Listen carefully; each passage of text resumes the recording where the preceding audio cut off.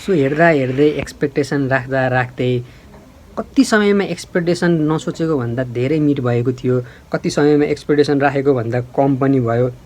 तर पनि Nepali cricket team जसरी राइज भएको छ, जसरी छलाङ मारेको छ होइन, जसरी हेर्न सक्छौँ गेममा हेर्दाखेरि सारा नेपालीहरूलाई एकजुट हुन सफल गरेको छ नेपाली क्रिकेट टिमले। सो अल द बेस्ट भन्न चाहन्छु नेपाली क्रिकेट फ्यान्सलाई पनि, नेपालको स्पोर्ट्स फ्याटर्निटीलाई पनि, जुन क्रिकेटले जुन खम्बा गाडेको छ, 3 चोटि वर्ल्ड कप क्वालिफाई भएको छ र यो बिग एचिभमेन्ट हो स्मल कन्ट्री लाइक नेपालको लागि।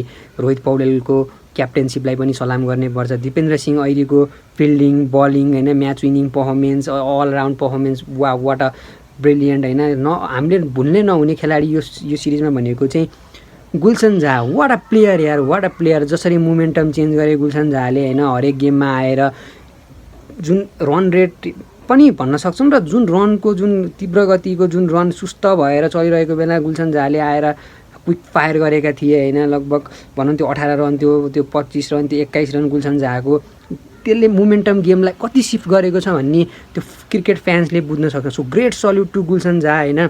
सो यसपालि अब आउने वर्ल्ड कपमा चाहिँ हामीले चाहिँ टेस्ट प्लेइङ नेसनहरूलाई चाहिँ च्यालेन्ज मात्रै होइन पराजित पनि गर्नुपर्ने हुन्छ र क्लोज इन्काउन्टर त हुन्छ, नेपालको गेममा नहुने कुरै भएन। सो अल द बेस्ट भन्न सक्छौँ नेपाली क्रिकेट फ्यान्सलाई। Well deserve, congratulation to the 2026 T20 world cup. And यो सिरिजमा अब सामुवासँग खेलेर हामी ट्रफी लिएर नेपाल फर्किनेछौँ।